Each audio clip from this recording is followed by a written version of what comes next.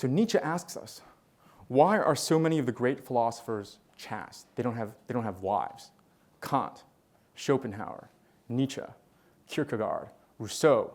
I mean, Socrates had a wife, but Socrates literally chose the most annoying woman he could find to test his resolve, right? So that doesn't really count. So that's the question. Why do philosophers not get married? And I think Nietzsche has a very interesting answer here. It's because most people get married to have progeny, to have kids, right? To have their name live on. But the philosopher already has a channel for his name to live on, and it's through his books. So again, it's not like the philosopher is more enlightened. It's not like the philosopher no longer cares about his name living on after his own death. It's that he's found a better will-to-power route to exercise that same desire. I quote to you Nietzsche. Poverty, humility, chastity. Look at the lives of all great, fruitful, inventive spirits close up. One will always find all three to a certain degree. Certainly not, as goes without saying, as if these were their virtues, but rather because their supreme lord, philosophy, demands it of them. Demands prudently and relentlessly. He has a mind for only philosophy and gathers everything, time, energy, love, interest, only for this. Saves it only for this. Nietzsche's point is this: poverty, chastity, humility. The philosopher does not choose these because he's virtuous. He chooses these because these are the conditions that allows him to do his great work. So let's take poverty, for example. The philosopher's orientation is not to make money. He's not focused on making money. Even if you offered him possessions, he's not going to want them. Why? Because having possessions comes with obligations. It comes with demands. So he didn't choose to be poor because it's virtuous. He chose to be poor because that's not his focus in life. That's not where he directs his will to power. Now, obviously, we want to push back against Nietzsche here and say, but isn't having truth-seeking rather than money-making as your primary goal, isn't that virtuous? And Nietzsche's going to say, there's a lot of issues with truth-seeking as your primary goal, and we're going to talk about that very soon.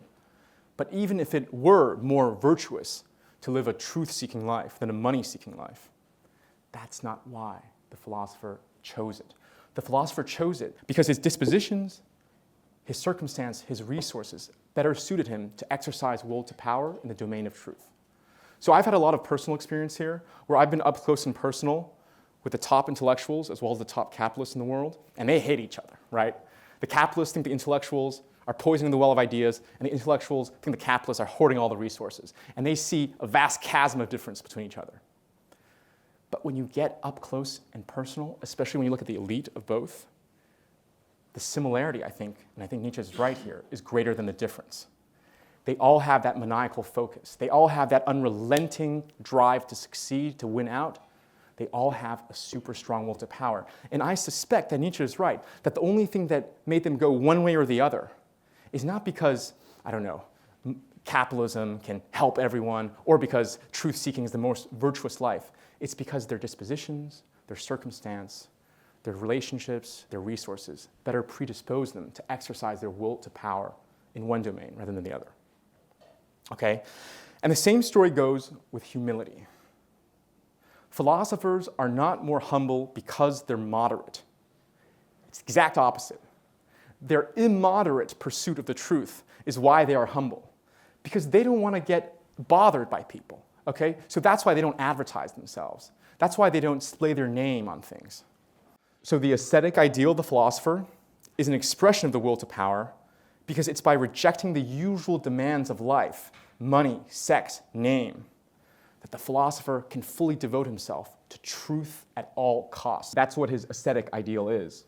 Truth at all costs to life. So will to power is a central idea in Nietzsche. Let me read to you how Nietzsche describes it in his own words.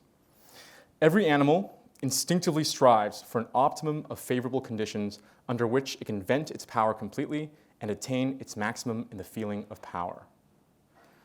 The interpretation of the will to power, there's many, that makes the most sense to me, is that more often than not, even if we're not aware of it, we do most things out of a desire to increase our feeling of power.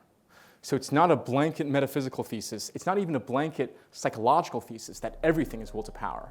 It's simply the much more reduced but still interesting point that more than meets the eye is motivated out of power. Thanks for watching this clip.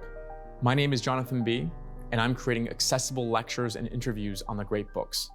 If you want to watch the full lecture where this clip came from, click here. If you want to go even deeper into these ideas beyond what I put out on YouTube, then join my email list at greatbooks.io. You'll not only get lectures and interviews, but also transcripts, book summaries, and essays, all to help you explore the most important books in history. Thank you.